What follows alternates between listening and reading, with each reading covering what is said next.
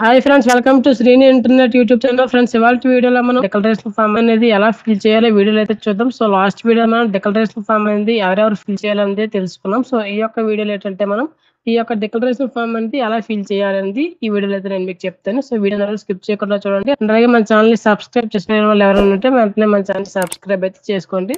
Friends, first of all మనం ఈ యొక్క వెబ్సైట్ కి అయితే రావాలి. ఇక్కడ మనకి డిక్లరేషన్ ఫామ్ క్లిక్ చేసినట్లయితే మీ యొక్క registration number, hall ticket number, mobile number so 3 అయితే ఎంటర్ చేయాలి. Registration number, hall ticket number, mobile number so 3 enter చేసి సెర్చ్ పైన క్లిక్ చేసిన వెంటనే మీ యొక్క డీటెయిల్స్ అయితే ఓపెన్ అవుతుంది. ఇక్కడ క్యాండిడేట్ డీటెయిల్స్ అన్ని ఒకసారి చెక్ చేసుకోండి. క్వాలిఫైడ్ ఎగ్జామినేషన్ మార్క్ డీటెయిల్స్ దగ్గర మొత్తం మీ మార్క్స్ ఎన్ని అయితే మీరు గెయిన్ చేశారో సో ఆ మార్క్స్ అయితే ఎంటర్ చేసి మార్క్స్ మేము అప్లోడ్ చేసిన తర్వాత కింద మనకి చెక్ బాక్స్ లో అయితే మీరు టిక్ మార్క్ అయితే చేయాలి. సో అక్కడ మీరు క్లిక్ చేసి గెట్ ఓటీపీ పైన క్లిక్ చేసిన వెంటనే మీ రిజిస్టర్ మొబైల్ నెంబర్ కి ఓటీపీ అయితే వెళ్తుంది.